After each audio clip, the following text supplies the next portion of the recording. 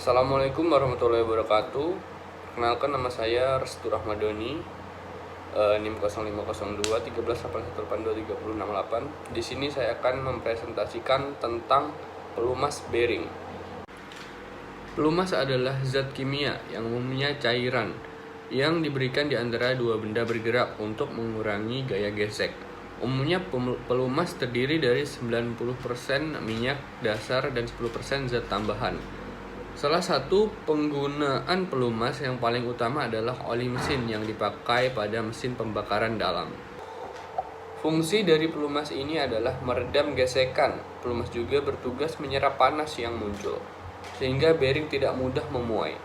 Fungsi lainnya yaitu mencegah terjadinya kontaminasi kotoran dari luar yang bisa mengakibatkan bearing berkarat.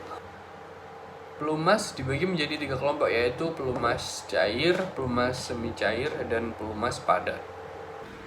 Pelumas cair. Pelumas cair yang biasa digunakan pada bearing adalah oli mineral dan oli sintetik. Minyak mineral paling sering digunakan karena harganya murah dan stabil. Pelumasan menggunakan oli disarankan untuk bearing yang dioperasikan pada mesin dengan kinerja tinggi serta menanggung beban berat. Pelumas oli berkhasiat menyerap panas yang muncul akibat beban kerja berat dan torsi tinggi. Contoh pengaplikasian pelumas jenis ini diantara untuk melumasi bearing yang berada di dalam mesin, gardan, dan bagian kepala silinder. Yang kedua, pelumas semi cair. Gemuk. Gemuk adalah pelumas semi cair yang memiliki viskositas lebih tinggi daripada oli. Gemuk digunakan di mana terdapat kecepatan lambat dan tekanan berat, dan di mana tetesan oli dari bantalan tidak diinginkan. Kelebihan pelumas semi cair dibanding pelumas oli yaitu memiliki kemampuan mencegah masuknya kotoran ke dalam bearing.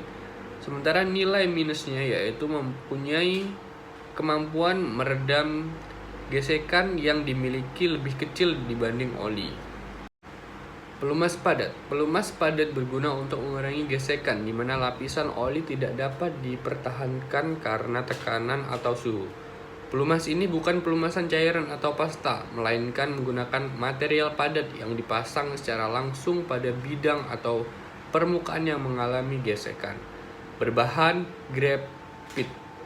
Pelumasan ini bukan pelumasan cairan atau pasta, melainkan menggunakan material padat yang dipasang secara langsung pada bidang atau permukaan yang mengalami gesekan yang berbahan grafit.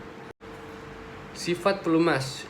Ada 7 sifat pelumas. Yang pertama, viskositas. Yang kedua, sifat berminyak. Yang ketiga, kepadatan. Yang keempat, indeks viskositas. Yang kelima, titik nyala. Yang keenam, titik api. Dan yang terakhir, titik tuang dan titik beku.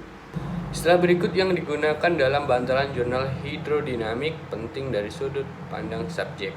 Yang pertama, jarak diametral. Ini perbedaan antara diameter bantalan dan jurnal. Yang kedua, jarak radial. Ini adalah perbedaan antara jari-jari bantalan dan jurnal. Yang ketiga, rasio jarak diametral. Ini adalah rasio jarak diametral dengan diameter jurnal. Mungkin cukup sekian yang bisa saya sampaikan. Apabila ada salah kata, saya mohon maaf, saya akhiri. Assalamualaikum warahmatullahi wabarakatuh.